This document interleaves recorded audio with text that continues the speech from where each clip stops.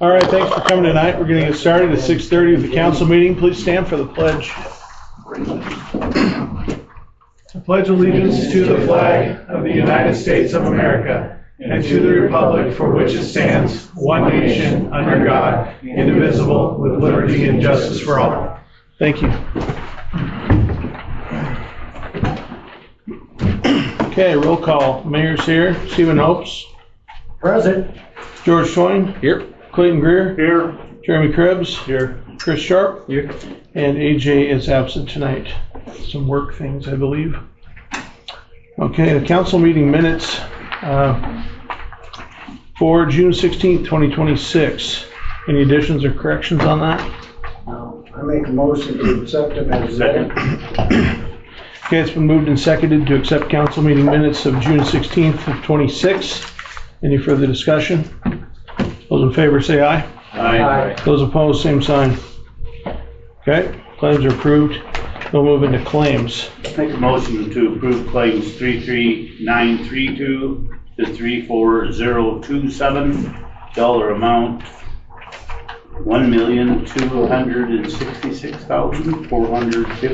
$1,266,454.27. Second. Okay, it's been moved and seconded to approve claims number 33932 to 34027, the amount of $1,266,454.27. Any further discussion? Those in favor say aye. Aye. Those opposed, same sign. Okay, claims are approved. We'll move into public comment. 3 minutes for each person for, this would be for just agenda items. Oh, you can have it. Any public comment tonight? Okay. Seeing none, move to mayor's report. I just wanted to report that we have offered the chief position conditionally to someone, and he's going through the background check process and psych evaluation, all those items now. So we're excited of that potential, and I'll bring more information as we get closer.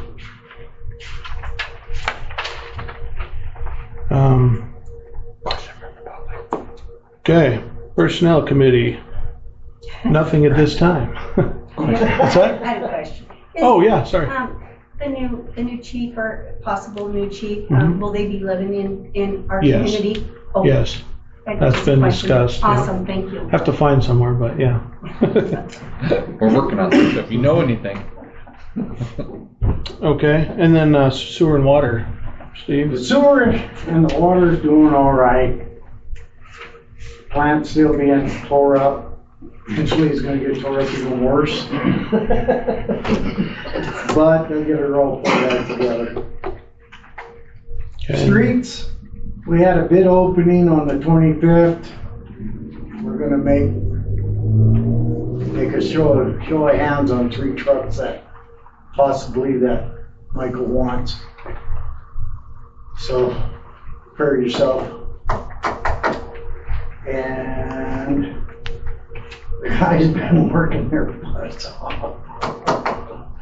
They went out and they did a bunch of patching with the leadership of Moses. So I do give them effort on that. They really worked hard to get that done. That's all I got. Cool. Yeah, I appreciate that. I've noticed some, quite a few potholes around. I've been out driving with kids at driver's ed, so noticed a lot of potholes getting filled. Are they done with the pothole repair, Moses, or are we still in process on that? We gotta do some more. Still more to go? None of the guys. And then are we doing that pothole machine that we have, or are we No, we're using Comex. just using cold mix? Yeah. And roller pounding it in. Okay. Law As I enforcement? said, it's personnel issues. Okay. Law enforcement, George? We're settling in with our crew that we have, and things are settling down after Little Bighorn days and getting into a groove. Things seem to be going pretty good. Thanks. Parks and Playgrounds, Jeremy. So we did have the grand opening on South Park project on a few Saturdays ago. We had a really good turnout. We went through about 240 hamburgers and 200 hot dogs. I'm not sure how many people that equates to, but it was a really good turnout. Everybody seemed like they had a lot of fun. There was a lot of door prizes, a lot of people there and just enjoying the day. The weather held out good for us, so it was really good. So That's all that matters. yeah. So thanks for all the help and volunteers from the city and everybody in this room. So, so other than that, I believe that the splash pad has a few hiccups since it did open. There's people, what's going on with the drain? Is it getting plugged? Is possibly people putting stuff down the drain, or what's going on? We're not sure yet what's down there. Mo's gonna dig in a clean out tomorrow, and then we can get the back truck to run it up that line, see what we get out of there. We did have James come run the camera, and he's seen a few pop cans, a couple chunks of blacktop, some rocks. Not exactly sure what's happened yet, but we'll find out. I drove past there today at about 4:30, and it was running good, and it didn't seem like it was backing up at all, so that was a good thing. So hopefully we can get that figured out. So it's less of a pain on the city crew to have to go over there and clean the drain if somebody is throwing something down there. So and hopefully we can get some cameras up there sometime soon, so that if somebody is putting stuff down there or damaging something, hopefully we can catch them and maybe do something with it, because that is a really good addition to Hardin, and I'd hate to get it ruined right away. So Do we need to put lock, like stainless steel bolts to lock the drains down so they can't lift up? they're screwed down, aren't they? I'm not sure on that one. Oh, you mean the one over there? Yeah, the one over there in the pavilion part is a regular. They can take that one off. That's what concrete and blacktop then. Well, whenever I was putting up the volleyball net that one day, there was a kid over there with the top curb boxes, the part that's on top that's flush with the ground. It's a big steel thing about like that, and they were throwing it all over the park and at the playground equipment. And I told them to stop, and they kind of ran off. So hopefully we don't have much vandalism. They destroyed a toilet here, we were at. Throw a toilet in? They destroyed one. Oh, they did? Yeah, Firecracker. Of course. we got the men's bathroom in South Park. Anyways, well, unfortunately. Michael, are the sprinklers all on in all the parks? Yes. Somebody said that they're looking a little Dry and dry. running. Yeah, I've been hearing complaints of that too. Can we turn them up somewhere so they're not? I can look into that. I know a couple of them we just got online a few weeks, a couple of days ago, last week. Oh, a couple days ago, so they haven't had water on. We've had leaks in the main lines coming into the park, so they were down for a little while. So we can look, I can look into it if we need to adjust it like before. Well, once you do get them all online, can we crank them up and get them rolling? So So Cousin Park is either desert or swamp. and I'm Yeah, just not going there's no towards the happy swamp. medium with that. Yeah. And I believe, do you have anything else to report on that part? We did get a certificate from the library for helping with that activity. Who do we have spraying? Is that hired out to Aaron, or are we got guys doing that ourselves in-house to spray the weeds in the parks, or Aaron Schroeder with, is he doing that? his business is spraying the parks for us. Okay. Might want to have them spray them again, because there's one of them that has pretty good weeds growing up. Is it weeds or clover? Clover's hard to get rid That of. clover is pretty tough. We're trying to try some new chemical to see if we can't get rid of that. Okay, that's good. I believe, I'll ask that question later. That's all I have. Okay, thanks, Jeremy. Finance or landfill? Clayton? Finance, I know Drew, we have the budget meetings coming up 14, 15, 16 and continued as needed. Landfill, I don't have anything other than bids and accepted or requests from two different suppliers of the Caterpillar. I guess we call it a Caterpillar this time. Track crawler, yeah. Track crawler. And other than that, that's about it. I know the landfill, guy that got awarded, Mr. Kenny is going to start probably on that septic tank drain field line, and kind of as soon as it dries up a little bit. Other than that, that's it. All right, thanks. Chris, resolutions and ordinances. Nothing at this time. Okay, and then economic development. George, anything there? All right. Where is it?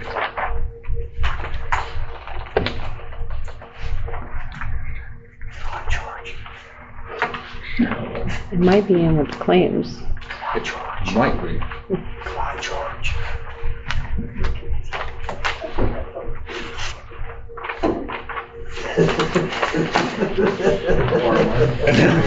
There, you want some others? Tina could Oh. report. You have a copy of that you just gave me a minute ago? I gave it to you.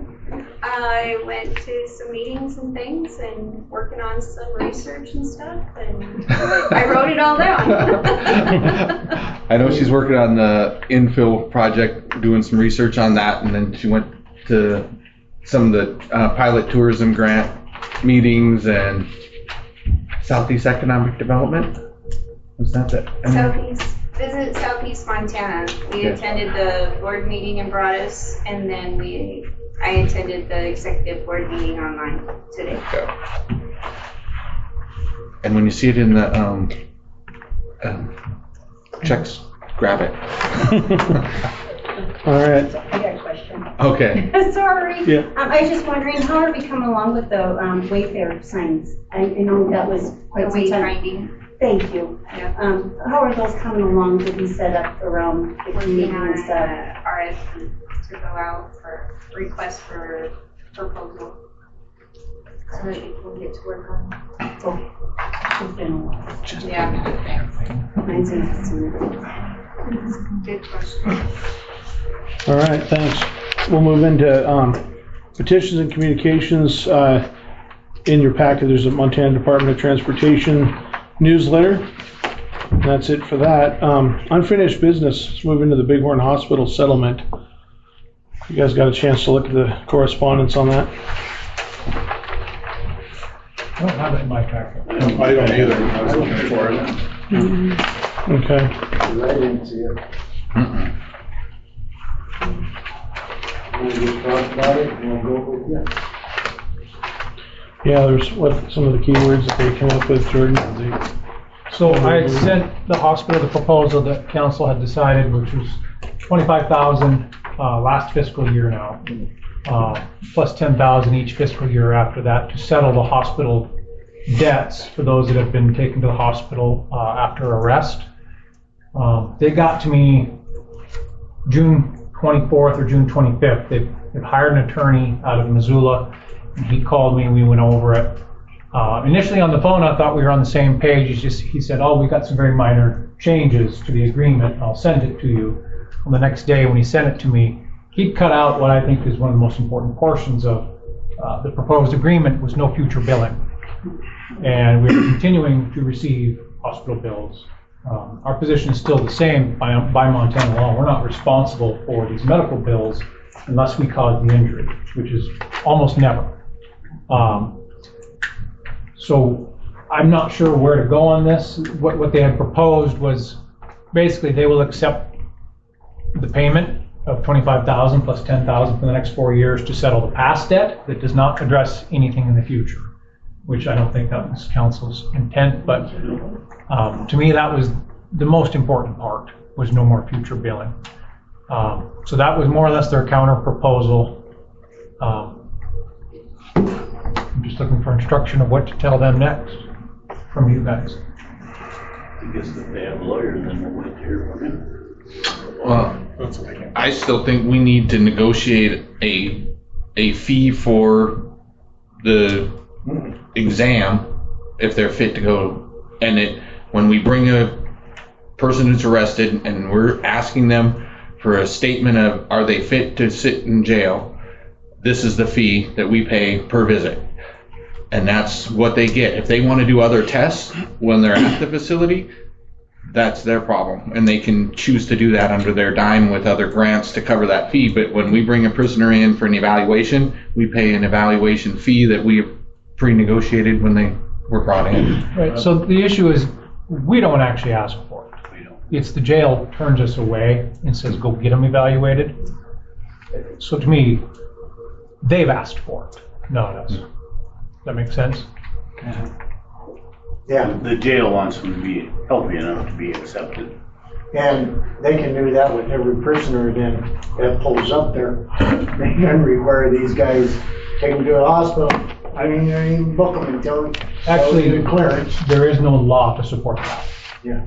And this is the discussions I've had with the county over several years of, there's no legal support for them to say, no, we're not letting you in, he's not healthy, we want this checked out or anything like that. And we have not come to blows over it or anything like that. We've been very amicable about it, but that is the issue, is they have no legal authority to say no when we bring somebody in. And they don't actually have legal authority to say, go get a medically screened first. I understand why they do it. They are assessing liability and wanting to know what they've got their hands on before something bad happens. They're going to want to know somebody's condition. So when they bring them in, they know they're going to need medications or whatever before there's a bad incident. I get the rationale why, but they cannot tell us no at the door. Right. We've been complying to be neighborly and friendly and to get along, but that is part Some of the think they issue. need to hire And someone to sit there and assess them as they come through the door, then like they do in most bigger cities. And there's the conversation that we had a year or two ago. The issue is having somebody on staff 24/7. That's the main, because the rest come in anytime, every day. Mhm. And having somebody available just for them, they thought cost prohibitive. And they haven't been running us through that a lot lately, have they? With sending us out to get prisoner, people being arrested, sending them for pre? It still happens. We still get bills for it. I don't know how often, but it Are you talking happens. about like how often we have to go get them cleared? Yeah. Yeah. It just all depends. It's a lot of it's intoxication clearances, and then basically if they have injuries, we gotta take them. It's not really much, but Are they sending you strictly for intoxication again? it's over a .235. We have to go get them cleared at the. See, that's the problem if they're going back to that policy. We had this discussion about a year ago. They were going to move away from intoxication only. And that is in their written policies. The policies, this is probably at least a year ago, the policies originally said they would send us, you have to take them to the hospital if they blow a .250 or greater. Mm-hmm. Well, we pushed back on that, and they changed their policy. It's .250 greater plus additional observable conditions, Correct. right? So It's basically too, if they're walking, talking fine, it's kind of on a line there. Because sometimes they'll blow over, but then if they're like not walking or talking fine, then you'll still have to take them. I mean, if they blow under, sorry. But they're worried about them detoxing when they're in the cell. But yet Or they have take them into seizures. safe beds at higher levels than that without sending them to pre-cert, but yet our prisoners are sent for that. I think that's an issue that needs to be brought. So this is the issue we've been dealing with. Overall, though, here's my legal analysis, is we are not on the hook for any of that. It is a pre-existing condition that they're intoxicated or highly intoxicated, that they're going to suffer DTs or something like that. That is not anything we are responsible to pay for by law. And that is the problem. And the hospital, I don't think, should be run through the ringer too much here, because what they have told us is that when somebody comes in for a simple check, are they able to go to the jail or not? If they complain about a heart condition, or they complain about anything, they have a duty to look into it. Yeah. And that's why some of these bills aren't just a few $100. We've seen bills as high as $6,000 because they give them a full workup, because this person is in such bad health and they got all these maladies and things like that They haven't been to the doctor in a long time to take care of. But they still wanna do it anyway because they can spend more time in the hospital. See, I thought Have to go to jail. that was kind of along the same lines as what George was talking when we did the $10,000 per year to settle past dues. That would, I mean, essentially cover the. I mean, I guess now that it's stopped. But then going forward from then, I think we need to say, when we bring someone in, we are asking for this. If you find others that are different than that, and you feel that it's necessary, that, because they have grants that, you know, a small hospital like this gets federal funding for patients who are indigent and can't pay. So there are other funds that they can use, but we're not asking for that. We're asking for a clearance, medical clearance. Are they able to go right now? But George, as soon as he raises his hand and say, Then the hospital's my responsible. chest hurts, bambo. That takes it out of his hands and puts it in the doctor's hand. And then he ain't gonna give you a clearance Huh? on alcohol because it might be related. So they're gonna bump it up and they're gonna run him through the whole test, which if he says his heart's bad, it's gonna be a minimum of 2 hours on that first test. it's And he'll usually- lay there in that hospital bed for 2 hours. Most likely, you guys stay in there now? It depends on the charge and everything. I mean, it depends how long it's gonna take, right? It could take a day, right? And be like, Yeah. no, we're not gonna leave the officer here for a whole day or a whole night, right? It just all depends. But most of the time, I mean, for serious charges, yeah, we'll hang out there. Yeah. Like he said, it turns into an alcohol medical clearance, then they'll find more issues wrong, and then, heart issues, whatever, so. Jordan, are they billing that individual first and then us after that if they're? A lot of times, no. It's just an automatic billing to that.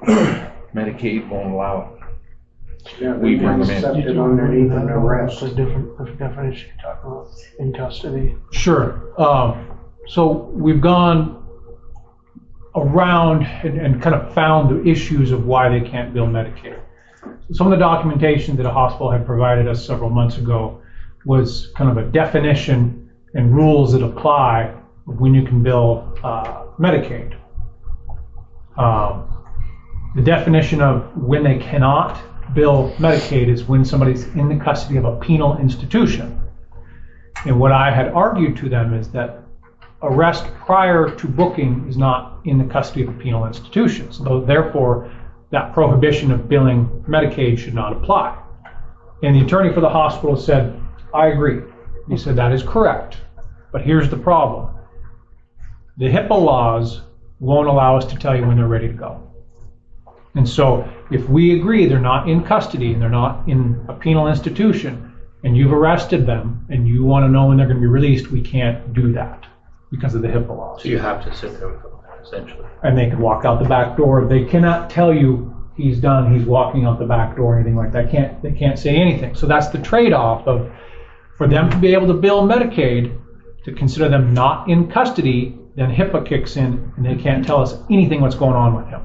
We don't get to know his medical condition, his discharge, anything. Can And an so- officer MTA them?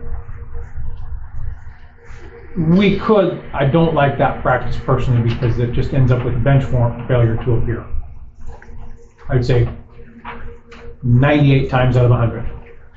And so then we're back to where we were. We've got to go back and arrest them. Often they're in the same condition from the first arrest, and we still got to get medical clearance. So doing NTAs, I don't think serves the public that well. I'm in agreement with that. NTAs notice to appear. Yeah, and I'm in agreement with that because they will, they'll walk right out. So that's where we're at. I'm just looking for guidance from council. What do we do next now that they've chopped up the agreement? I'm sorry it didn't end up in your packets. I don't know what happened Yeah, there. that's all right. But to me, they've taken out the most important part of future billing, because that's what I thought the intent was, is this takes care of. What I do is I put it back in there and send it back and say we won't sign it unless it's. I mean, unless we do Sounds like we don't have an agreement then. if we do something along the lines where George is saying we will only accept a billing up to the clearance of what you bring you in for, are they fit, can they stand, can they walk, are they? I'm not gonna. But they're saying that they can't. I'm just do that. saying, if there's a line where we bring them in, we want this, this, and this done. And if the hospital, if they complain about it, or I don't know if it's legal or not, if they say, well, my back hurts, my thigh hurts, my whatever, that's the line where. I got a bad big toe. Yeah, that's what they have, but not what we brought them in for. But the issue is finding out whether somebody is in a good enough condition to be in jail may require an intense examination. Yeah. It's not just alcohol related. I mean, somebody might have some other condition that would prohibit them from being Locked up. incarcerated. It would be a terrible idea. We've come across that in the past. And a lot of the times, it doesn't happen until the next day. We don't find out. And we have to get those people released because it is bad. But, you know, we've had people with sepsis. We've had major medical conditions that need immediate release to a hospital and release from custody because an officer can't go sit with them in the hospital for a week or two that they need the treatment of surveillance.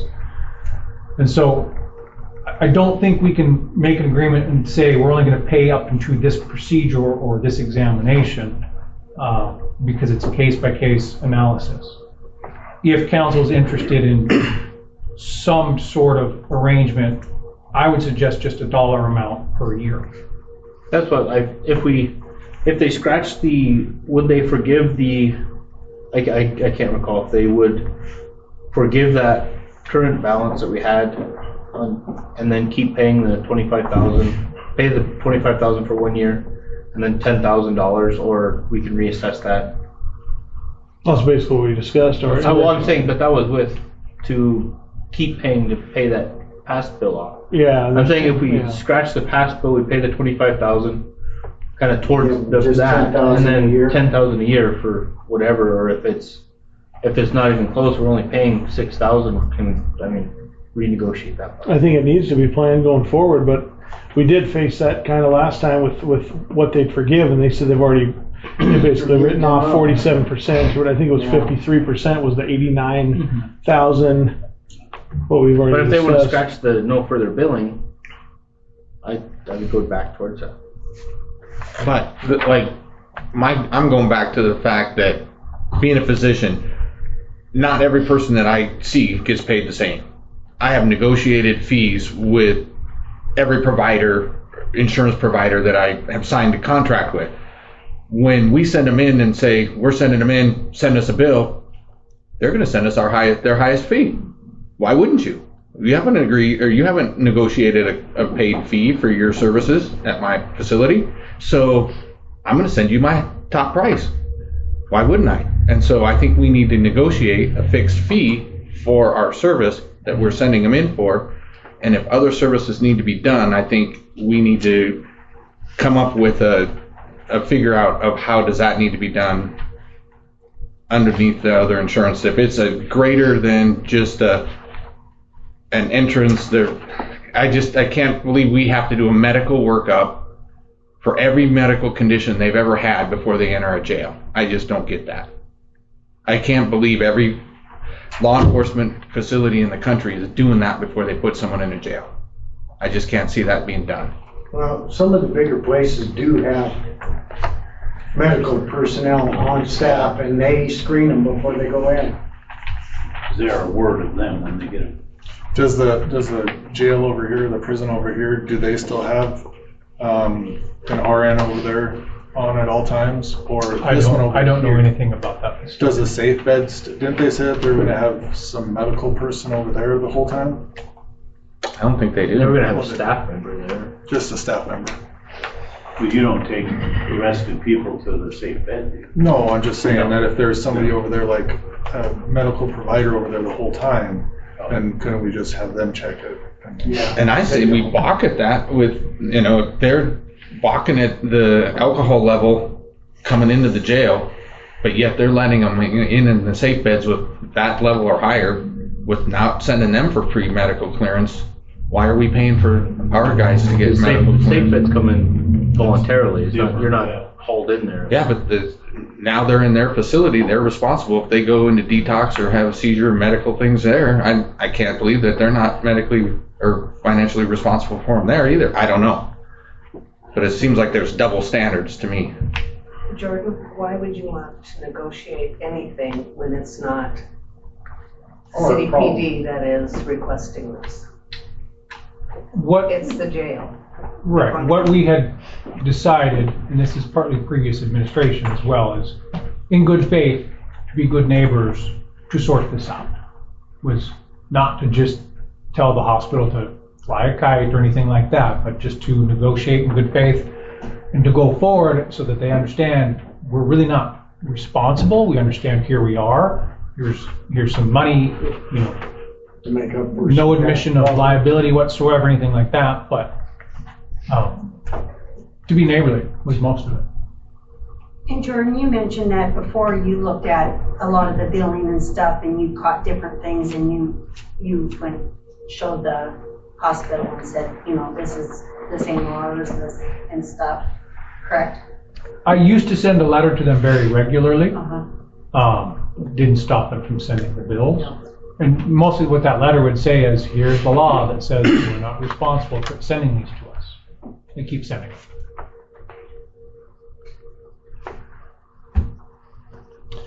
Can the state legislature change that ruling? Sure.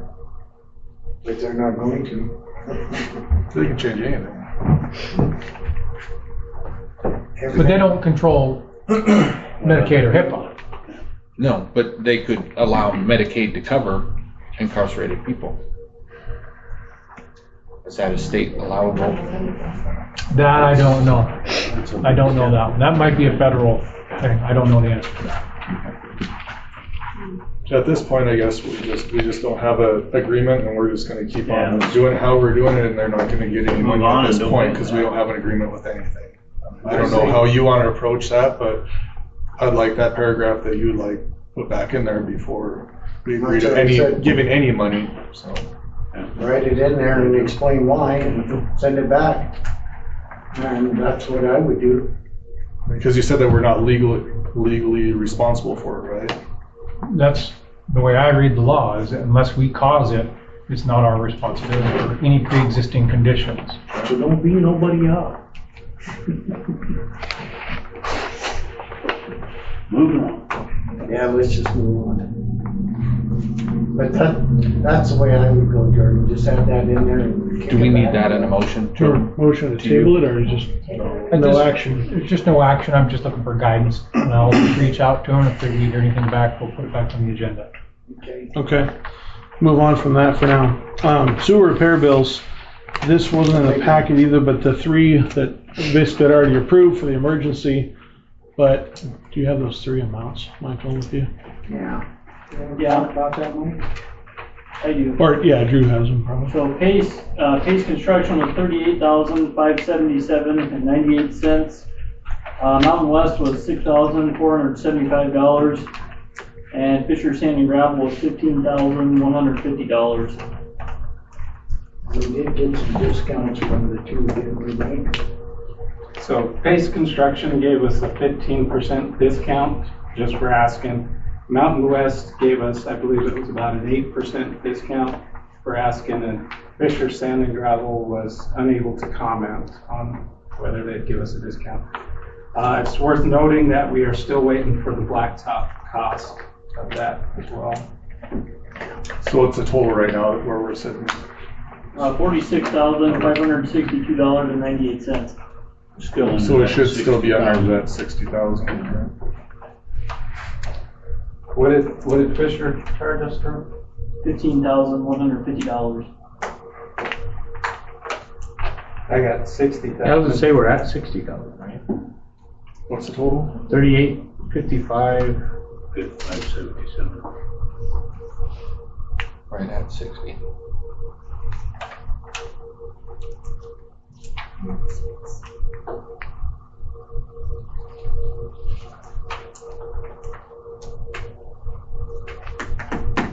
Oh, you're right. I must have missed a one there in front of the. Yeah, we're at 60,202. 60,202.98.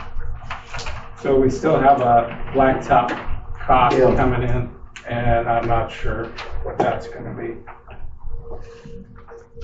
Drew might know. I don't know if we got an estimate. I don't know that we got that yet. So we're still waiting on that. Well, that was just a magic number, you know, that we had thrown out there, Yeah. so, I mean, it's gotta have it done kind of a deal, so. So I don't. With the think flowable we're too fill and far off. everything else, I mean, it seems like it's pretty much in line with where it should be. Fisher Sand and Gravel was all flow fill. Yeah. So that's $15,000 in flow fill for That's state requirement. That's the expense. I actually thought that was gonna be a lot more than 50,000, so. Yeah. Well, I entertain a motion to at least approve what we have here. I'll make a motion to Second. approve the sewer bills. Okay, been moved and seconded to approve the sewer repair bills for all three of Pace Construction, Mountain West, and Fisher Sand and Gravel. How about the asphalt? You wanna throw that in? Or do you wanna make a separate one when it comes across? We'll put it on the next packet. I wait, because we don't have it. Unless you know the number right now. No, I ain't got no number for it. It's gonna be less than It's gonna be negative. that flowable fill. Okay, any further discussion? Those in favor say aye. Aye. Those opposed, same sign. Okay, motion carries. Moving into new business, excited to have one of our new officers here, Officer Longsrith, and going to do a swearing in ceremony right now with him. If you want to come up to the podium, I got one of these for you. Yeah, I don't have to memorize it yet. No, you don't have to memorize it. All right, sir, raise your right hand. I state your name.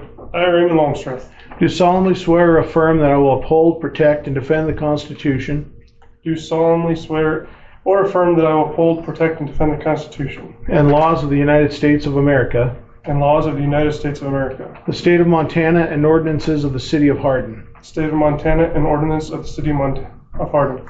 I am not a holder of any office or trust under the government of the United States, I am not a holder of any office or trust under the government of the United States, any other state or foreign state which I am by the laws of the state of Montana prohibited from holding. any other state or foreign state which I am by the laws of the state of Montana prohibited from holding. I am otherwise qualified to hold the office of a peace officer according to the Constitution, I am otherwise qualified to hold the office of peace officer according to the Constitution and laws of the state of Montana. and the laws of the state of Montana.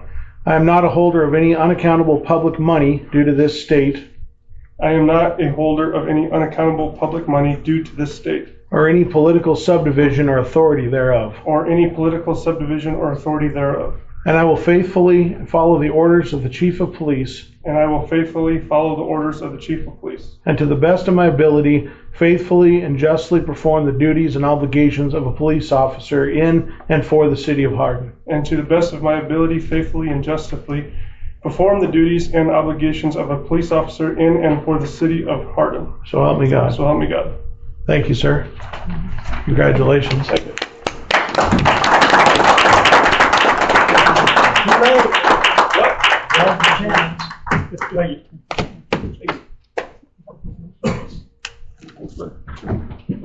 Congratulations. Congratulations. Thank you. Thank you. Are you done? You gotta go to work? Thanks. Apparently, that's what Hey, don't go by the hospital. Okay. Let's move into the tandem axle dump truck bids. They have 3 of them. I was here for, You guys have a chance to look them over? I was here for the bid opening on that. Michael, you wanna get up and talk about that?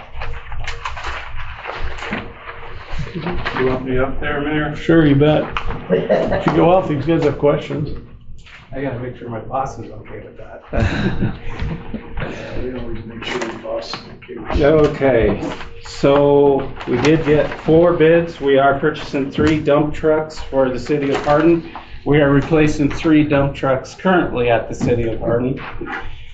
4 bids we got. The largest bid, we'll just go with that, Bruckner, excuse me. They are out of Missoula. They bid us a Peterbilt, a Mack truck with a box that they're gonna build in shop up there at Missoula, Montana.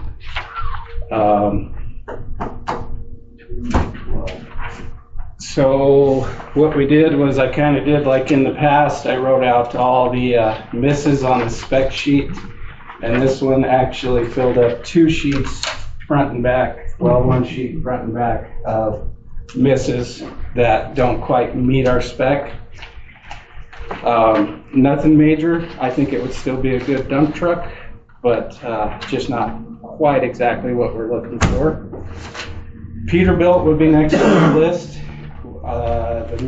So it would be a Peterbilt truck, and I believe they are working with Coyce Brothers. And I apologize, I don't know the name of the box off the top of my head. I didn't get to spend much time looking into this spec because it matched pretty much right on. The only thing we missed was the radiator. I asked for 1,250 square inch, and they said a 950 is the biggest they have in that truck. So that's the only miss on the spec sheet for them. That's also listed at $182,331 each. iState provided us with 2 bids in their packet. It's the same Freightliner dump truck on both bids. One of them comes with a Galleon 530 body. The other comes with a Godwin dump body. The spec sheet on those, as you can see, the Galleon fit our spec sheet a lot better. We only had a few lines missed. The Godwin body had a few more lines, but going through each of those, I don't think any of those are a deal breaker on the way we use our trucks. The one discussion I had with one of the council members was over the paint. So the Godwin does not come available with powder coat. It would just be a regular paint process is all they can do on that truck. And that is what is kind of determined in that price to make that the lower price for $176.77. Here's a couple photos they sent me of that Godwin box. Looks good. It's a lot like what we have already. I know that everybody I've tried to talk to does not have any experience with the Godwin box, so we're unable to get references for those. One fun fact, the side wheels on the dump body, the guy who's building the box told me, he said if you were back east, they always want them up and down. He said, but for some reason out west, they always want them running front to back. He said there's no structural difference, there's no weight difference. He says just the way it looks, and that's what they prefer. That's all it is. So that's kind of a neat fact I learned about dump bodies during this whole process. All trucks are 2027 models. All trucks are powered enough to run the dump box and do the job we need to do. And I guess any questions? Now, your recommendation. After looking through the specs, I would recommend the iState with the Godwin body. Freightliner. Yeah, it's pretty money. Yeah, iState recommend they bid the Freightliner truck with the Godwin dump body for the $176.77. I think the cost savings there versus what the truck can do for us, I think it'll work out great for us, and it's a good opportunity to save a few dollars for the taxpayers. I'll make a motion to approve that then. I'll second Interstate number 2 bid of $176.77 for the total amount of 3 dump trucks. Okay, yeah, 3 times the money. Okay. It's been moved and seconded to approve the iState number 2 bid for 3 times the amount of $170,677 for the 2027 Freightliner with the Godwin body. Any other discussion? I was gonna ask you, Mike, what, do you know what motors are in those? So expect those with the Cummins 9-liter. So that, okay. Yeah. I just know that we have issues, I've had issues working with that, the interstate, So those max force engines, we've had a ton of issues with them, they're garbage. So I spec'd in there the Cummins 9-liter diesel up to standards emissions for model year. Well, I was told that Freightliner has their own in-house motor, and they're actually discontinuing that this year. So we did not want to go with that year for the or that motor for the next 20 years. Trying to find parts and stuff like that, service for that type of motor. Okay. I had a question for you. Drew, how much do we have budgeted for these 3 trucks? Well, we're in the process of budgeting right now. But last year we had 200,000 per truck budgeted. 200 per. And then We got a cold board grant for 200,000, so it'll pay for a truck plus $30,000. On the next one. Then 3 is the number of trucks that we have right now? Yes, sir. And that was in our thing that we needed, that our cold board grant was for 3 trucks? No, cold board grant was just for $200,000 basically to pay for one, but that was because we didn't know what the price would be at that time, so. Then I guess we'll have these other ones for sale, resale too, the old ones. Yeah. So there'll be some money coming back from them. I don't know how much. Because we need 3 trucks, and because one of them is, they're all the same year, or they're all in rough shape, or? They're all roughly the same year, not exact. They are 3 older trucks. And if I'm wrong, Drew, let me know. When we go to cold board the entire project, they like to pay a percentage of the project, not the entire cost of the project. Well, that's why I asked, did we So we were say at 3 trucks, or did we? We were a little over 33%, which Okay. cold board actually congratulated us and said thank you for being responsible. It was advised that we don't buy all 3 trucks. We start staggering those every 5 years. But they're so far gone, I would highly recommend all 3 trucks. So you use them summer and winter, hauling snow, everything. Fall, spring, Yeah. they're being used quite a bit. So you're saying our 3 trucks that we have right now, they're so far gone, that they need to be replaced yesterday? Yes, That's a short lead, right? Okay. All 3. Well, what's the longevity of these being ready for? They're not at the factory right now either, delivery wise. Delivery, I did not get a clear answer on that. I know the dump bodies are 6 to 8 weeks out. Freightliner dump truck, the cab itself, I believe Tom told me if we ordered in the 3rd quarter, we would not see it till the 1st quarter of next year. So it'll So be. even though we're getting them, we're not getting them. Yeah. Just like anything else we order, I mean, sometimes it takes our garbage truck 2 years to get to us, I think. Yeah. It's gonna be But, a little over, just close to a year getting stuff. and the trucks we have are like 40 plus years old. All 4, or all 3 of them, right? I want to say they're 97 and 98. Oh, 97? I thought they were 70s. So they're like No. 30-ish years. 30-ish. Yeah, they're in their 30s. We have a 70 in there too, if you want to see it. Yeah. Yeah, we do. It probably works better than the other. All right. Maybe. Okay, any other discussion? Okay, those in favor say aye. Aye. Those opposed, same sign. Okay, motion carries. Thank you, council. Move into the crawler loader bids. Yeah. Better ask. Is that okay if he speaks, Mr. Mayor? Yes.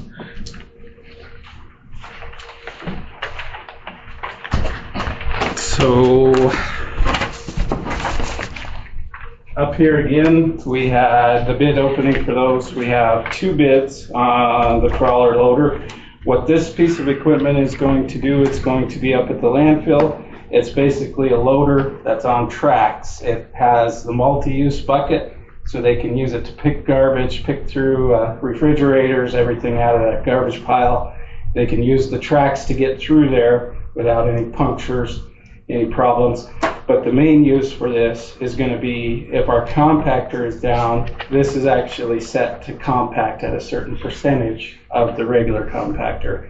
It can drive over that, smashing that garbage down, saving us that airspace. It also will be used as customer comes in and dumps. The big compactor with the spike wheels now does not have to go all the way out and push that into the working face. We can use the track loader to push that up there, keep that landing nice and smooth for the homeowners to back their trailers up, not getting stuck in those ruts and stuff. So the two bids here, we got tractor and equipment with CAT. It's $406,894. Spec sheet is non-existent because they matched everything exactly as we put in the spec. RDO, they deal in John Deere, so we already have a lot of John Deere up there. Their bid come in at $320,000. Also, no spec sheet because they match the specs exactly. So I believe both machines will do the job well. I believe both bids are good, and One's just $86,000 cheaper. yes. Well, I make a motion to take the RDO one for 320. Second. Okay, it's been moved and seconded to go with RDO's bid, the John Deere, for $320,000. Any further discussion? What's the amount that we have budgeted for that piece I of? think it was actually 450,000 is what I had budgeted for that piece of 450? equipment, so. Then what's this replacing up there? This is not replacing, it's becoming a piece of equipment in the process. Like I said, if the compactor goes down, we would be able to use that to compact the garbage temporarily, or with the highly recommended as a permanent solution. But it'll get us through the day if that compactor happens. So is there another piece of equipment up there that if that one does break down, that we won't have to purchase a new one of those because we have this? Another one, you mean? The compact? Of something that this No, could replace? we have a wheel loader with the multi-use bucket, but that is to get from one side of the landfill site to the other. Track loader is not going to go very fast at all. It's a lot like a dozer. It's just going to be a slow process. So we won't be picking refrigerators and hauling them all the way up the hill with it. We'll bring them out of the working face, put them on the side, and we can come with the other loader, get them up there. Well, you wouldn't have to drive all the way around with a track, you could just go up the hill. That's true.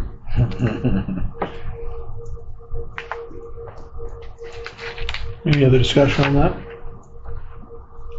Okay. What's our lead time on this? I apologize, I did not find that out at all. We just gotta get it ordered and have it come when it can. Yep. Mhm. Sooner the better. I think we just get disappointed with lead times. Yeah, I guess let's find out. gotta put the deposit down and get it ordered for sure. I think they did write it in the spec, but I must have missed that. Get too excited about the dump truck. Well, for $90,000, I hope that it's faster than what the other one would get here for us. Okay, those in favor say aye. Aye. Those opposed, same sign. All right, motion carries. Thank you, council. Move into the Northcon pay app, number 12, $834,564.90. The next payment due. I make a motion, we approve it. Second. Okay, it's been moved and moved and seconded to approve the Northcon pay app. Sorry, number 12 for $834,564.90. Any further discussion? Those in favor say aye. Aye. Those opposed, same sign. Okay, motion carries on that. Mr. Mayor, I gotta step out a second. Okay. Next up is interlocal agreement with Lodge Grass, amendment number 1. Drew, do you want to say anything on that? Yeah, so this is the interlocal agreement that was originally signed between the city and Lodgegrass when we agreed to sponsor their grant. The amendment that you see in front of you is just adding some of the pieces that we had talked about at the previous meeting. One thing we hadn't talked at the previous meeting, but was a piece of equipment, so we agreed to buy was the modular floating cover for $160,000. But at the last meeting, we did talk about the floating dock for $286,38, and then the boat and the oars and the life vest. That's some of the things that they had requested us to purchase for that grant, to have on hand at the lagoon in case they have to clean anything or make repairs or items like that. And then Schedule 1, so this was the part of the contractors, I guess was due to the contractor for that project that we agreed to pay, which was mobilization, demobilization, and then general requirements. So we put the town of Lodge Grass in their proposal put $36,000 of mobilization and demobilization left to be spent, and then $48,720 in general requirements. I put together all the costs that we've got and then estimated my wages, and the engineer gave their last pay application, if you will, last invoice for them as well. The dollar amount left to spend on the grant is $20,023.12. So that's the amount that we would be paying towards either mobilization, demobilization, or general requirements, as you see in this amendment. So, make the motion to approve that Second. agreement as written in amendment number 1. Okay, it's been moved and seconded to approve interlocal agreement with Lodge Grass, amendment number 1. Any other discussion? Jordan, you're okay with how this is written? I'm fine. It's just an amendment to a list of the previous existing agreements. It's fine. Okay. Okay, those in favor say aye. Aye. Those opposed, same sign. All right, that's approved. And then the MOU, Memorandum of Understanding, City of Hardin, Town of Lodge Grass, and Western Municipal. So again, before we had decided to pay for the baffle curtains, aeration equipment, UV equipment, and then in this one we're paying for Schedule 1 mobilization, demobilization, and general requirements. It doesn't have to do with the equipment listed above, so just the bolded items at the bottom. And that'd be for approximately $20,023. That's to bring it out to just a zero. Yeah, so the grant's at a zero balance. Yeah. I'll make a motion to approve memorandum of understanding. Second it. Okay, been moved and seconded to approve the Memorandum of Understanding between City of Hardin, Town of Lodge Grass, and Western Municipal. Any further discussion? Those in favor say aye. Aye. Those opposed, same sign. Okay, motion carries. Question on that, Drew. When is that project finishing up? When is it going to be? So they're finishing the punch list this week, so like going through all the items that were in the original spec that they had for that project. I think final completion is supposed to be done by the end of this month. So they still have to allow some time for like grass to start coming up and some other items like that, just to see, that the seeds actually taken before they can fully take off. But Okay. they're getting down to the last few items of the project. They had fixed those issues that I spoke about maybe about a month ago with the aeration equipment. They fixed those. The manufacturer came down and corrected it. So. Thank you. Yeah. Okay, thanks. Then we have an updated bid. It was in the packet. It's really large, so it's not in this. It's online though. For the one block on Crawford, in front of the primary school, and that was for the road and the water main, correct, Michael? Yes, sir. Okay. We printed them. Oh, they're printed right here. So if you guys want to look for that, I don't remember the grand total. 300. So this would just be an agreement between the City of Hardin and the engineering company for professional services. The total estimated cost of the project was around $340,000. The engineering estimated costs are around $80,000, but the way he has it wrote into this contract is he is writing himself as hourly. He will bill us for the hours he spends on this project. The project, he would pretty much spearhead the entire thing, get all the bids out, take care of everything, just like they did on First Street for us, down by the south part. We don't have to have anybody down there overview and he'll do it for us. Yeah. 200 to 300 on Crawford. How much is his part? So he's got parts wrote in per hour, and I'm not finding those right now, but they're not to exceed, so his surveying is not to exceed $7,000. Engineering design is not to exceed $21,000. Bidding is not to exceed $6,000, and construction administration is not to exceed $23,000. So for a total hold on, let me get my shoes on. So with engineers, Jordan, if it's over 80,000, we don't have to go out for some kind of. No, there's an exception to the bidding requirements for professional services. Okay, that's why I was asking. And this project could be partially funded with a grant if we applied for it? Because we're including water? Is that?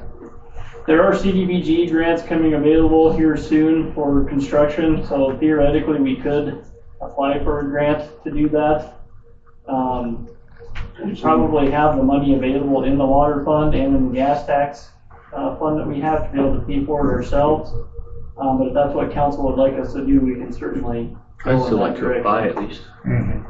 Well, I think expediation though is the. Yeah, because you want to get that block done, because. Like right now, this time of year because of school. School fires up, we ain't getting it done. Yeah, I think that was kind of the purpose of this one. So 57,000 is the total.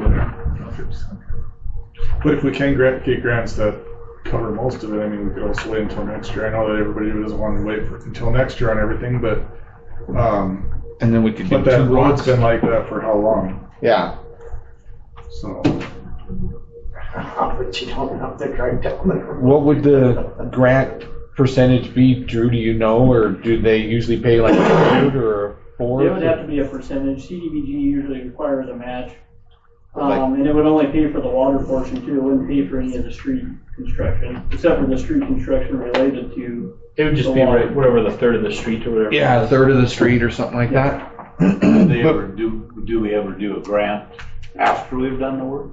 No. No. I don't think that's. But my thought would be is if we could write a grant and do 2 blocks next year instead of doing 1 block and be. It's gonna be even more next year. But then you'd have a grant funding in order to stretch our money out more than. We could do 2 blocks instead of 1 and. I understand. So just a side note as well, this road has been on the books for quite a while. It would definitely be a win to get this one taken care of, get the process rolling. After this, the plan is to do a phaser study that tells us exactly what streets the best place for us to spend our money and where to get those fixed. How to apply that money, we don't want to be throwing money on a street that's just not going to make it any longer. We're going to have to save up those amounts, bigger amounts to get those streets paved and redone. So what you're saying with this though, you're saying that all this process can completely go through and we'll have a paved street by August 30th? Is that what you're saying? So the engineer assured me we can have this done before school starts.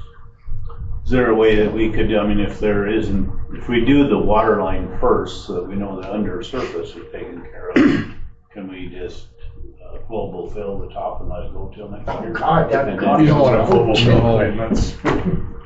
Global They're fill looking is a to full. push some of it off, I don't know. But the grant, if we applied for the grant, it would be for the water and we'd already have the water done. And so it wouldn't qualify for the grant anymore. Okay. Well, you're kind of double dipping on mobilization fees and all the excavating, because they're gonna. But this is just for the 1 block. 1 block. Yeah. So, if we wait on it, we could try to get 2 blocks at a time. But We don't know what we get I for would make a grants. motion that we wait and apply for the grant and apply for it for 2 blocks instead of 1 and plan it for next year. That'd be my motion that we do. And if we don't get the grant, We do 1 block. Then we plan on 2027 next year to do that. That road's been like that for more than a year. It's been but like that ask for him how 15 much of that we have to go in there and patch that street all the time for him. I mean, constant. Yeah. But if we can get a $80,000-$90,000 grant, we can use that $80,000 somewhere else. 'Cause there's plenty of streets to use that $80,000 or $90,000 in town. Well, it was what, for 2 blocks, was 720? Yeah, 770 I'm thinking, but it's right up there. Mhm. We did 4 blocks as well, it was $1.3 million. Mm-hmm. So the cost of mobilization and prep, I mean, the cost goes down as you get the bigger projects, but I don't know if we got quite the 1.3 to use right now. I dug really deep in my pocket and I all got some lint. I got a question. Now, like with that there, can they come back with exchange orders to end up billing you for a little extra? They can always put change orders in. I know, can you put in there that no change orders are in the bid? I mean. I suppose you could, but if you. There never is. You don't want to risk the contractors not willing to Right. bid on But that. I know a lot of them do come back and then you've got that extra. Well, we could always turn down a change order though. Yeah. Yeah, you mean if they, I was just curious, yeah. are you asking like if they found something that needed to be done, or they recommend something further, you mean? Yeah. Okay. I know that they do the change orders for that there, but a lot of times, 90% of the time, you're always gonna have change orders no matter what. Or they would Yeah. just not do the work and just pave over it, and then you can fix it later at your cost. Right. And so, I- you I pay me just- now or pay me later, do it right, but Because that's one thing about being underground, you don't know what's there till you Till you know dig it it. up, yeah. Drew, what's your opinion on financially what the best route to go is? Do you think that there is a grant that could become available that we could benefit from, or are we just kicking the can down the road? My opinion is we should move forward and do this 1 block this year and apply for some of our other streets to get a CDBG grant that might be in the hundreds of thousands of dollars. Okay. That could help pay for multiple blocks and then do both at the same time. Okay. I do like George's idea. I just think we need to go bigger. If we're gonna do it that way, it needs to be bigger. And then if we don't get the grant, we can always apply again. Because we got some blocks that, there's like 3 or 4 blocks in a row that we could do that with. 10 blocks. And they really do need it. Mayor, if I may. Yeah. We have a pending motion, no second, I think, to kind of Right. follow the rules, which we always loosely follow, but we need to be I seeking was a just getting ready to second say that. or move on. Yeah, we have a motion. Are you wanting to we have a motion on the floor? Is there a second to that motion to delay?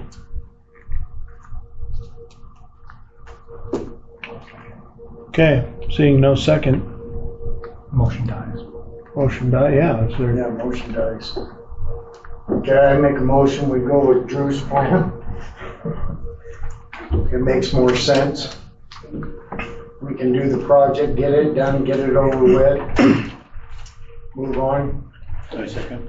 do we have budget for a multi-million-dollar 4-block project if we get a block grant or a CBGB grant to help with it? Yeah, because this year's construction will only be about 100,000 out of the gas tax money. So if it was about 1.3 million, that CDBG grant would pay for the water portion, and then the gas tax money would pay for the other half of that, which we already have that amount sitting in the gas tax fund. So, or we will by next year To do a big project to do a next bigger year? one. Yeah. Okay. So I would just like the moving party to clarify their motion is it your intent to accept EJCDC contract with Staley Engineering for the 200 block of Crawford? Because you stating following Drew's plan.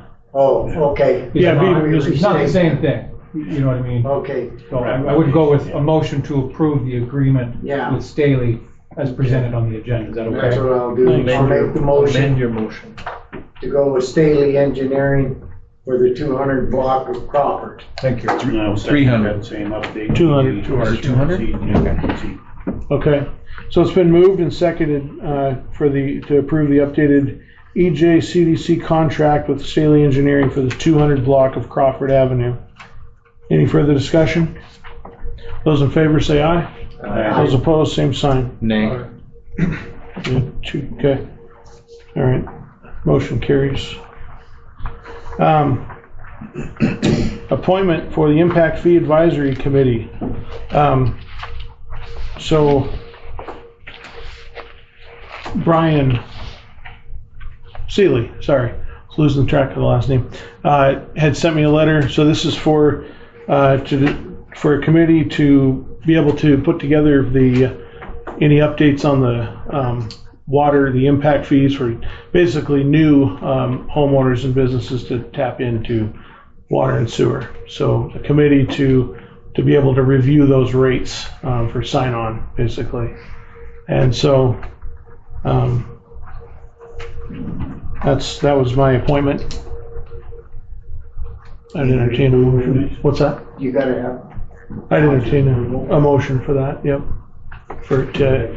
I'll make to appoint to approve Brian Seeley on the appointment for Impact Fee Advisory Committee. Second. Okay. It's been moved and seconded to appoint Brian Seeley for the Impact Fee Advisory Committee. Any further discussion? Those in favor say aye. Aye. Those opposed, same sign. Abstain. Okay. And last on new business, Wharton Asphalt bid. So this is for the block just on this side of the tracks on Center.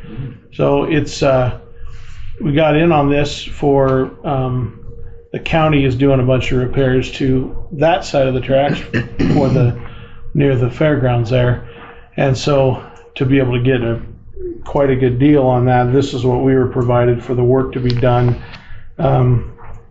And Michael had spoken. Well, I spoke with one of the commissioners, Larry, and Michael's already also spoken with him. And the asphalt cost, the county would pick up themselves, so they're not paying just a fee to Wharton for that. They would procure the asphalt, and that one was the estimated city project portion of that would be $17,069, and the county's going to pay for that. Correct, Michael? Yes, sir. Okay. So it would be basically about 2.5 lanes wide. It's not going to be from curb to curb, the fix, but it would be on the outside of basically just on a little bit on the outside of with the tracks. Yeah, just a little on the outside of the driving lanes is what was. The square footage is here, but It'll make it a lot smoother to drive over than what it is right now. yeah. So to cut that out, this bid is basically everything listed here, and then county is going to cover the cost of the asphalt. So would it be a hardship if we went curb to curb on the county for the asphalt, and if we picked up the extra? I think it's about 10 feet total. If you've ever been there, though, there's nothing ever There's on. not enough curve. There's never anything driving over there. Yeah. I mean, And there's not enough we do curve. pack our snow pile in the wintertime over on the east side, but Yeah. I've never seen a car parked on that other stuff ever. Maybe a horse trailer once in a Sometimes while. they'll U-turn on it, but very seldom. I just wondered for that road's longevity, if leaving those edges soft, is it gonna crumble off too, or Well, I bad think down the road? Michael's maybe suggestion was that once this does take place, shortly after we would chip seal all of it, then that would cover the coating of that stuff that's in question at that time, correct, Mike? Yes, sir. Yeah. So then that would, what's there is not bad, but chip sealing would take care of it more likely. and this deal would be it was kind of a not last minute, but it was brought up really recently by county that they were gonna do it, and they were gonna do it like July, what was it, 12th or 17th? Yeah, I think. 15th, 16th, and 17th. Okay. Is when they're gonna be on site. So to be able to do our side of it there would be, quite a deal. I mean, did you get you looked at two other things, one was around 45 or something? So the engineer, I asked the engineer to look this over. The $275 per square foot is what Wharton quoted us. The engineer said he would estimate $4 per square foot.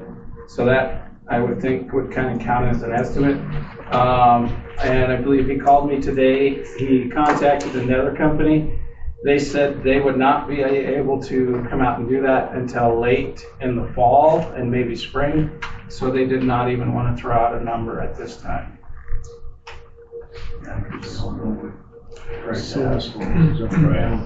So Michael, so the county's purchasing it, or we're gonna have to pay them back for the asphalt that they use? Because I believe out there on Pritza Creek, we ended up paying for the asphalt. Yes, sir. So this is kind of the same deal as Parista Creek. The county has agreed, as the mayor said, to cover the cost of the blacktop, which is $17,069. If you call Knife River, you give them the number 11,876 square feet. They give you the price per square foot, which is $75.50, which multiplies out to 17,000. The county is also going to haul this for us at no charge from Billings to the job site. So out the door, that's gonna be our price, $32,000. Yep, $32,000, unless you were to add to it, which I talked to Ed Wharton earlier today. He said he would honor the $275. But I'm not 100% sure on what that does tonight for council. This is the sheet that's in your packet, not the extra. Mm-hmm. Okay. Did you have any other streets in mind? Is that what you're saying, or just the? No, it's just that's our bid that we have to. No, From I curb to understand that. curb, I'm just just- asking if you have any other streets since they were down there. It would sure be nice. Yeah, at that price. Well, I'll make the motion for this, $32,659 to get that portion done. Second. Okay. It's been moved and seconded to approve the Wharton asphalt bid for North Center Avenue of $32,659. Any further discussion? Those in favor say aye. Aye. Those opposed, same sign. Okay, motion carries. Thank you, council. Moving to staff reports. Michael, yeah. Public Works. You didn't just say, Mike. There was one thing I wanted to. Jeremy kind of touched on it, but I just wanted to mention that the hospital brought by a nice looking certificate today, in appreciation of the library for the effort the city's been putting forth with the splash pad and working with them. We also got a card from Friends at the Depot, saying thanks to everybody for all the effort and help you guys have been putting into the Little Bighorn days. Sound like everything went really well there, and everybody's pretty thankful the city's willing to work with them. I think that's all I want to. I'll have a report for you guys next week. All right, thanks, Michael. Finance, go I had a ahead. question for him. Sure. I noticed on Facebook that a few people were concerned. There was a post about. Can you speak into your mic, Jeremy? I'm having a hard time. I'm probably mumbling too. Can you hear me? Yeah. Thank you. That people on the 4th of July were wondering where the flags were downtown. Not only downtown on the streets, but also on the light poles. We purchased some of those a few years ago, right? Along with the banners. Did those all blow away, or what happened with them? They did not make it through the year. We Through the have first about 16 of them, I think, that are still in okay shape. And just with the comments I get about flags from the veterans, I did not want to dishonor them in any way. No, I understand. So, and we've kind of just not even put up the flags. So that would be something if you wanted to talk about in the budget.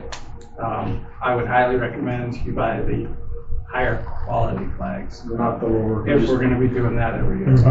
And that'll be a significant cost. Gotcha. Well, even if we were to put them on every pole, we'd, stagger them one every 3 or something, at least something, I guess. And then the other thing was the other part of it was the ones that are on the street. I think that a lot of people were confused. I think that they didn't understand that the FFA has been doing it since I was in high school. I think that I remember putting out the flags early in the morning for every federal holiday.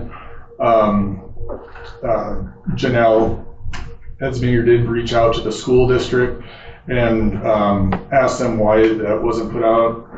And they said that it's because they don't have an advisor right now for FFA. And the soonest that it'll be on the agenda to get somebody to fill in for the advisor and maybe start that program up again. I guess it hasn't been up for a few years, would be August. So just wanted to relay that information that the FFA are the ones that do that or used to do that every year. Yeah. Okay. Do you think the question, and do you think that us putting up the flags makes them not want to do it? Okay. I don't think so. No, that had nothing to do with it. I mean, I think you paid 25. How much did you pay to have It it? was like 25 a year. It was a good It was mostly fundraiser for support, them. and it was a good fundraiser for I don't them. think that they do it anymore. So. Right. That's the only question that I had about the ones with the poles. Maybe we can talk about budget, like you said, budgeting to get some of those replaced that are in rough shape. Yeah, we do, I'm with Michael on that, get the higher quality, because we put to rest a lot of flags that were low quality that were just shredded. Yeah. The first windstorm and Wouldn't it be better to put them maybe a little bit lower? Would that make a it don't difference? matter. It's the quality of No, I mean, materials. would it make it easier though for replacement, not to have to get the man lift going up? Yeah, then kids can come by and grab them. I thought I had heard some talk about businesses having some stolen and stuff. Yes, there was. So whether it's somebody stealing them to put on their house or stealing them because they don't want it up, who knows? But it'd be nice to have it up high and good quality and stick it there and it doesn't go anywhere. I think that they looked really good where they were at whenever they were up. I thought that they looked good. Come down Center Street. Wherever they're mounted on poles, they just have to be under the light, right? The street light, so that they're illuminated. It's gotta be illuminated. Yeah. So I think interest is there, so when we're going through budget, we should maybe have a Discussion on it. guesstimate on cost if we can. Yeah, council, if you guys want to look for some good Go ones. ahead, Carol. We have to put a flagpole up somewhere. All flagpole. Big ones. Yeah. Unlike Brett RV, huh? There you go. Serious, No, no. what we ought to do, and I've asked before, and I'm gonna ask again, Move that. we need to move that flagpole in the back to the front. We did At the plaza. at the plaza, we did that flag raising ceremony, and nobody could see the flag from the street.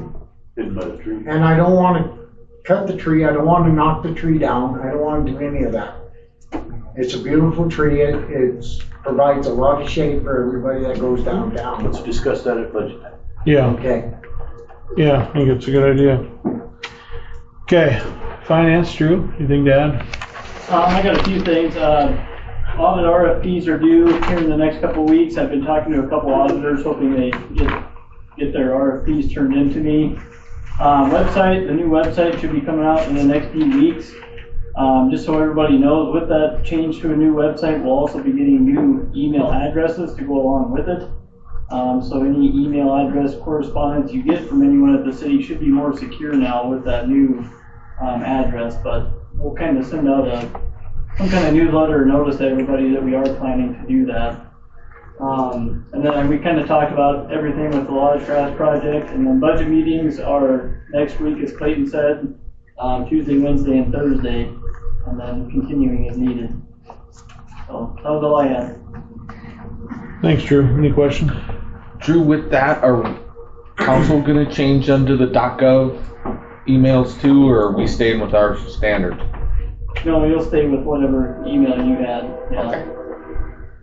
Okay. All right, police. Yeah, so from June 16th to July 6th, we've had a total of 136 calls for service. Security checks being at 14, pedestrian checks being at 8, traffic stops being at 6, disturbances being at 23, welfare checks being at 7, medical assist being at 4, traffic crashes at 4, suspicious vehicles being at 3, DUIs being at 6, reckless drivers at 2, assaults and domestics and other criminal investigations being at 13, and then animal complaints being at 2, follow-up investigations being at 2, civil matters being at 2, fire and firework calls being at 3, and then other community service calls being at 35, and then we've had a total of 24 arrests.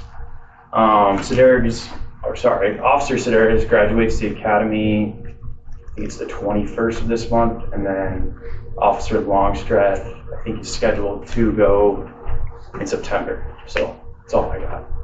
All right. Thanks. Any questions there? All right. Jordan, Okay. what's that? There's a car that's parked on 3rd Street that has a broken axle or something. Can you guys take that? 3rd and 1. It's a blue Dodge Durango, I believe. The wheels hanging that way. The wheels are turned out to the Oh, right. it got hit. Oh, that's mine. Yeah. It's torn up tire and stuff. Yeah, we got it. And both of them, there was like 3 vehicles right in a row there that got sideswiped. Is that what happened? Oh, yeah, there's a wheel. It's like a tire and stuff. Got blown out. Like I said, it got hit pretty hard, and they just kept going. Okay, Jordan, anything for legal? I don't have anything today. Okay. And Tina, economic development. Good evening, council and mayor. Alex and I attended the Reimagining Rural Conference in Townsend, which focused on strengthening rural communities through volunteerism, partnerships, and community engagement. Some key takeaways include rural communities rely on volunteers, and supporting those volunteers is essential to sustaining community events and projects. Many communities have great ideas, but face challenges with limited time, people, and resources. So building partnerships can help move projects forward.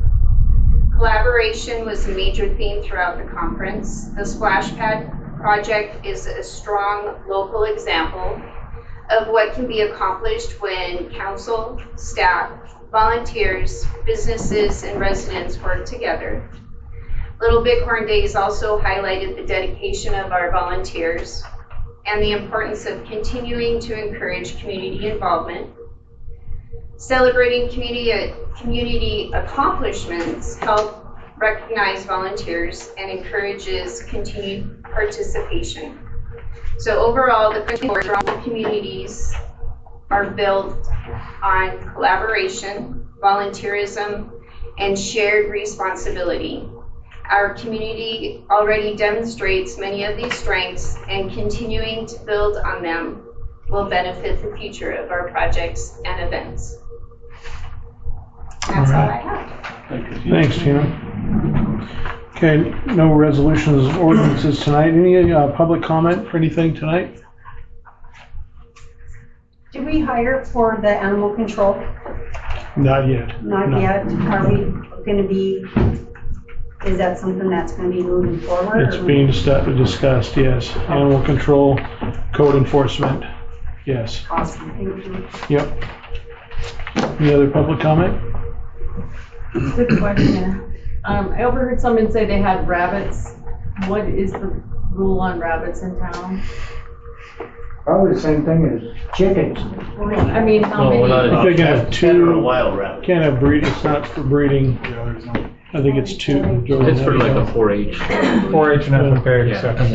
I have a couple on my property. You can have them all. Well, no, this person has over 20 some. I don't know, it tastes like chicken, I heard, but anyway. Wow. There are lots of females. She was telling me she was kind of bragging about it. I thought Miss Waterman passed away. Yeah. Is it close to the primary school? Yes.